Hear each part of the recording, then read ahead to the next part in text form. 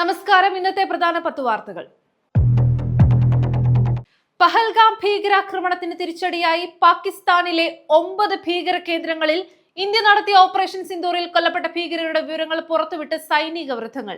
ലഷ്കർ-ഇ-തൈബ, ജെയ്ഷെ-മുഹമ്മദ് എന്നീ ഭീകര സംഘടനകളുമായി ബന്ധമുള്ള 5 ഭീകരരുടെ വിവരങ്ങളാണ് പുറത്തുവിട്ടിരിക്കുന്നത്. മുദാസർ ഖാദിയാൻഗാസ്, ഹാഫിസ് മുഹമ്മദ് ജമീൽ, മുഹമ്മദ് യൂസഫർ, ഖാലിദ് സഹദ്, മുഹമ്മദ് ഹസൻ ഖാൻ എന്നിവരെയാണ് സൈന്യം വധിച്ചത്.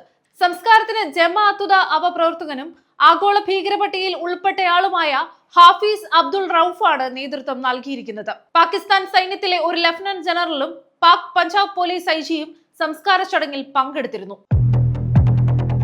ചൈനയുമായുള്ള വ്യാപാര യുദ്ധത്തിന് അയവ് വരുത്താൻ US. തിരുവ ചർച്ച ചെയ്യാൻ ജനീവയിൽ വിളിച്ചു ചേർത്ത യോഗം ആരംഭിച്ചു. US ചൈനീസ് ഉദ്യോഗസ്ഥരാണ് യോഗത്തിൽ പങ്കെടുക്കുന്നത്. US ട്രഷറി സെക്രട്ടറി സ്കോട്ട് ബൈസന്റും വ്യാപാര പ്രതിനിധി ജാമിസൺ ഗ്രീറും ജനീവയിൽ നടക്കുന്ന യോഗത്തിൽ പങ്കെടുക്കുന്നുണ്ട്. വൈസ് പ്രീമിയർ ഹേ ലൈഫങ് ആണ് ചൈനീസ് പ്രതിനിധി സംഘത്തെ നയിക്കുന്നത്.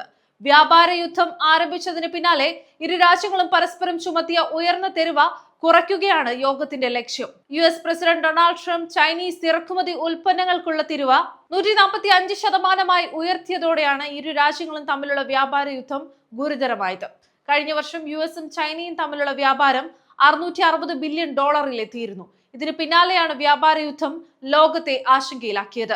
അതേസമയം US ചൈനീസ് ഉദ്യോഗസ്ഥർ തമ്മിൽ നടക്കുന്ന വ്യാപാര ചർച്ചകൾ നിലവിലുള്ള വ്യാപാര സംഘർഷങ്ങൾ ലഘൂകരിക്കുന്നതാണെന്നും നീക്കത്തെ പോസിറ്റീവായി കാണുന്നുവെന്നുമാണ് ലോക വ്യാപാര സംഘടന ഡയറക്ടർ ജനറൽ എൻഗോസി ഒക്കാൻചലോ ഇവാല അഭിപ്രായപ്പെട്ടത്. പഹൽഗാം ഭീകരാക്രമണത്തിന്റെ മുഖ്യ സൂത്രധാരനെന്ന് സംശയിക്കുന്ന ഷെയ്ഖ് സജാദ് ഗുൽ 25 വർഷം മുൻപ് കേരളത്തിൽ ലാബ് ടെക്നീഷ്യൻ കോഴ്സ് പഠിച്ച സ്ഥാപനം തേടി കേരള പോലീസ് അന്വേഷണം ആരംഭിച്ചു. NIA അടക്കമുള്ള കേന്ദ്ര ഏജൻസികളുടെ സഹായത്തോടെയാണ് അന്വേഷണം. പ്രാഥമിക വിവരപ്രകാരം സജാദ് കൊച്ചിയിലെ ഒരു സ്ഥാപനത്തിൽ പഠനം നടത്തിയെന്നാണ് അന്വേഷണ ഏജൻസികൾ നൽകുന്ന സൂചന. എന്നാൽ ഈ സ്ഥാപനം കണ്ടെത്താൻ കഴിഞ്ഞിട്ടില്ലെന്നും പറയുന്നു. സജാദിന് കേരളത്തിൽ സഹായം നൽകിയത് ആരൊക്കെ, പഠന കേന്ദ്രമായി കേരളം തിരഞ്ഞെടുക്കാനുള്ള കാരണം എന്നിവയാണ് പോലീസ് അന്വേഷിക്കുന്നത്. പാകിസ്ഥാന്റെ 4 വ്യോമതാവളങ്ങളിലും 2 സൈനിക കേന്ദ്രങ്ങളിലും ഒരു റഡാർ സ്റ്റേഷനിലും ആക്രമണം നടത്തിയെന്ന് സ്ഥിരീകരിച്ച ഇന്ത്യ. റഫീഖി മുറീദ്, ചക്കാല, യഹിമിയാർ ഖാൻ എന്നീ വ്യോമതാവളങ്ങളിലും പസ്തൂരിലെ റഡാർ സ്റ്റേഷൻ, സുക്കൂർ ചുനിയ എന്നീ സൈനിക കേന്ദ്രങ്ങൾ, സിയാൽകോട്ട് വ്യോമയാന കേന്ദ്രം എന്നിവിടങ്ങളിൽ കൃത്യതയോടെ ആക്രമണം നടത്തിയെന്ന് വിദേശകാര്യ secretary Vikram Misri, wing commander Vyomika Singh, colonel Sofiya Qureshi എന്നിവർ വാർത്താ സമ്മേളനത്തിൽ അറിയിച്ചു. പടിഞ്ഞാറൻ അതിർത്തിയിൽ പാകിസ്ഥാൻ പ്രകോപനം തുടരുകയാണ്. ആളില്ലാ വിമാനങ്ങൾ, ദീർഘദൂര ആയുധങ്ങൾ, യുദ്ധവിമാനങ്ങൾ എന്നിവ ഉപയോഗിച്ച് ജനവാസ കേന്ദ്രങ്ങൾക്കും സൈനിക കേന്ദ്രങ്ങൾക്കും നേരെ പാകിസ്ഥാൻ ആക്രമണം നടത്തുന്നുണ്ട്. എന്നാൽ ഈ ആക്രമണങ്ങളെ ഇന്ത്യൻ സൈന്യം നിഷ്ഫലമാക്കി. ഓപ്പറേഷൻ സിന്ദൂറിനെ സമൂഹ മാധ്യമത്തിൽ വിമർശിച്ചെന്നാരോപിച്ച് നാഗ്പൂരിൽ മഹാരാഷ്ട്ര പോലീസ് അറസ്റ്റ് ചെയ്ത മലയാളി യുവാവിനെ കോടതി 13 വരെ പോലീസ് കസ്റ്റഡിയിൽ റിമാൻഡ് ചെയ്തു. ആക്ടിവിസ്റ്റും സ്വതന്ത്ര മാധ്യമ പ്രവർത്തകനുമായ കൊച്ചി ഇടപ്പള്ളി സ്വദേശി റിജാസ് M ഷീബ സൈദിഖിനെയാണ് സർക്കാരിനെതിരെ യുദ്ധം ചെയ്യൽ, കലാപാഹ്വാനം എന്നിവ അടക്കമുള്ള കുറ്റങ്ങൾ ആരോപിച്ച് നാഗ്പൂർ പോലീസ് ഹോട്ടലിൽ നിന്ന് പിടികൂടിയത്.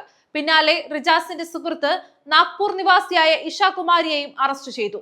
CPI മാവോയിസ്റ്റ് സംഘടനയുമായി റിജാസ് ബന്ധം പുലർത്തിയെന്ന ആരോപണവും FIR-ലുണ്ട്. കേരളത്തിലും റിജാസിനെതിരെ കേസുകൾ നിലവിലുണ്ട്. ഭീകരപ്രവർത്തനങ്ങൾക്കെതിരെ സുപ്രധാന തീരുമാനവുമായി കേന്ദ്ര സർക്കാർ. ഭാവിയിൽ നടക്കുന്ന ഏതൊരു ഭീകരപ്രവർത്തനവും ഇന്ത്യക്കെതിരെയുള്ള യുദ്ധമായി ഔദ്യോഗികമായി കണക്കാക്കുകയും അതനുസരിച്ച് പ്രതികരണങ്ങളും നടത്താൻ തീരുമാനിച്ചതായി കേന്ദ്ര സർക്കാർ അറിയിച്ചു. ഡൽഹിയിൽ പ്രധാനമന്ത്രി നരേന്ദ്രമോദിയുടെ വസതിയിൽ ഉന്നതതല യോഗം ചേർന്നിരുന്നു. ഇതിന് പിന്നാലെയാണ് സുപ്രധാന തീരുമാനം പുറത്തുവരുന്നത്. പ്രതിരോധ മന്ത്രി രാജ്നാഥ് സിംഗ്, ദേശീയ സുരക്ഷാ ഉപദേഷ്ടാവ് അജിത് ഡോവൽ, സംയുക്ത സേനാ മേധാവിയും സേനാ തലവന്മാരും യോഗത്തിൽ പങ്കെടുത്തിരുന്നു. ഉയർന്ന താപനിലയും ഈർപ്പമുള്ള വായുവും കാരണം കേരളത്തിലെ വിവിധ ജില്ലകളിൽ മലയോര മേഖലകൾ ഒഴികെ ഇന്നും നാളെയും ചൂടും അസ്വസ്ഥതയുമുള്ള കാലാവസ്ഥയ്ക്ക് സാധ്യതയുണ്ടെന്ന് കാലാവസ്ഥാ നിരീക്ഷണ കേന്ദ്രം അറിയിച്ചു. ഇതിന്റെ ഭാഗമായി ഉയർന്ന താപനില മുന്നറിയിപ്പും പുറപ്പെടുവിച്ചു. സംസ്ഥാനത്തെ 11 ജില്ലകളിൽ ഇന്നും നാളെയും യെല്ലോ അലർട്ടും പ്രഖ്യാപിച്ചിട്ടുണ്ട്. അതേസമയം 2025 തെക്കു പടിഞ്ഞാറൻ മൺസൂൺ മെയ് 27 കേരളത്തിലെത്താൻ സാധ്യതയുണ്ടെന്നും കേന്ദ്ര കാലാവസ്ഥാ വകുപ്പ് അറിയിച്ചു. കാലവർഷം 4 ദിവസം വരെ മുന്നോട്ടോ പിന്നോട്ടോ ആകാനുള്ള സാധ്യതയും അധികൃതർ കണക്കാക്കി. ഇംഗ്ലണ്ട് പര്യടനത്തിലുള്ള ഇന്ത്യൻ ടീമിനെ പ്രഖ്യാപിക്കുന്നതിനുള്ള ചർച്ചകൾ പുരോഗമിക്കുന്നതിനിടെ അപ്രതീക്ഷിത വിരമിക്കൽ നീക്കവുമായി സൂപ്പർ താരം വിരാട് കോഹ്ലി. ഇംഗ്ലണ്ട് പര്യടനത്തിന് മുമ്പേ ടെസ്റ്റിൽ നിന്ന് വിരമിക്കാനുള്ള താല്പര്യം അറിയിച്ച് കോഹ്ലി ഇന്ത്യൻ ക്രിക്കറ്റ് കൺട്രോൾ ബോർഡിനെ സമീപിച്ചതായാണ് റിപ്പോർട്ടുകൾ. അതേസമയം കോഹ്ലിയോട് തീരുമാനം പുനഃപരിശോധിക്കണമെന്ന് BCCI ആവശ്യപ്പെട്ടതായാണ് വിവരം. ജൂൺ 20 ആരംഭിക്കുന്ന ഇംഗ്ലണ്ട് പര്യടനത്തിൽ 5 ടെസ്റ്റുകളാണ് ഇന്ത്യ അവിടെ കളിക്കുന്നത്. ഇംഗ്ലണ്ട് പര്യടനം അടുത്തിരിക്കെ നായകൻ രോഹിത് ശർമ്മ അപ്രതീക്ഷിതമായി വിരമിക്കൽ പ്രഖ്യാപിച്ചതിന് തൊട്ടു പിന്നാലെയാണ് അതിലും അപ്രതീക്ഷിത നീക്കത്തിലൂടെ ടെസ്റ്റ് കരിയറിന് വിരാമമിടാനുള്ള തീരുമാനം വിരാട് കോഹ്ലി BCCIയെ അറിയിച്ചിരിക്കുന്നത്. എഞ്ചിനിലെ കംപ്രസർ തകരാറായി യാത്ര മുടങ്ങി വിഴിഞ്ഞം പുറംകടലിൽ തുടരുന്ന വിദേശ ചരക്ക് കപ്പലിന് 48 മണിക്കൂറിനുള്ളിൽ ഇന്ത്യൻ തീരം വിട്ടുപോകണമെന്ന കർശന നിർദ്ദേശം നൽകി കോസ്റ്റ് ഗാർഡ്. ചെന്നൈയിൽ നിന്ന് ദുബായ് തുറമുഖത്തേക്ക് പോകുകയായിരുന്ന MV സിറ എന്ന ബൾക്ക് ക്യാരിയർ ചരക്ക് കപ്പലിനോടാണ് അടിയന്തരമായി തകരാർ പരിഹരിച്ച് ഇന്ത്യൻ തീരം വിടാൻ കോസ്റ്റ് ഗാർഡിന്റെ വിഴിഞ്ഞം സ്റ്റേഷൻ അധികൃതർ നിർദ്ദേശം നൽകിയത്. കഴിഞ്ഞ ഒരാഴ്ചയായി കപ്പൽ കടലിൽ തുടരുകയാണ്. കപ്പൽ ദിവസങ്ങളായി ഇവിടെ തുടരുന്നതിന്റെ പശ്ചാത്തലത്തിൽ കോസ്റ്റ് ഗാർഡിന്റെ വിഴിഞ്ഞം സ്റ്റേഷനിൽ നിന്ന് C-441 എന്ന കപ്പലെത്തി പരിശോധന നടത്തുകയായിരുന്നു. ഇന്ത്യയിലെ ശതകോടീശ്വരനായ ഗൗതം അദാനിക്കും കമ്പനികൾക്കുമെതിരെ വിദേശത്ത് ചുമത്തിയ കൈക്കൂലി കേസിലെ ക്രിമിനൽ കുറ്റങ്ങൾ റദ്ദാക്കുന്നതിനെ പറ്റി ചർച്ച ചെയ്യാൻ അദാനിയുടെ പ്രതിനിധികൾ ട്രംപ് ഭരണകൂടത്തിലെ ഉദ്യോഗസ്ഥരുമായി കൂടിക്കാഴ്ച നടത്തിയതായി റിപ്പോർട്ട്. രാജ്യാന്തര മാധ്യമങ്ങളാണ് ഇക്കാര്യം റിപ്പോർട്ട് ചെയ്തത്. ഏഷ്യയിലെ രണ്ടാമത്തെ വലിയ ധനികനായ അദാനി ശിക്ഷ ഒഴിവാക്കാനും ആരോപണങ്ങൾ രാജ്യാന്തര ബിസിനസ് താൽപര്യങ്ങളിൽ ഏൽപ്പിച്ചേക്കാവുന്ന സാമ്പത്തിക ആഘാതം കുറയ്ക്കാനും വിവിധ മാർഗങ്ങളിലൂടെ US അധികാരികളെ സ്വാധീനിപ്പിക്കാൻ ശ്രമം നടത്തിവരികയാണ്. അമേരിക്കയിൽ അദാനി തനിക്ക് വേണ്ടി പ്രവർത്തിക്കാൻ പ്രമുഖ അഭിഭാഷകരെയും ലോബിസ്റ്റുകളെയും നിയമിച്ചിട്ടുണ്ട്. അവരിപ്പോൾ ഭരണകൂടവുമായി ചർച്ചകൾ നടത്തി വരികയാണെന്നാണ് റിപ്പോർട്ടുകൾ പുറത്തുവരുന്നത്.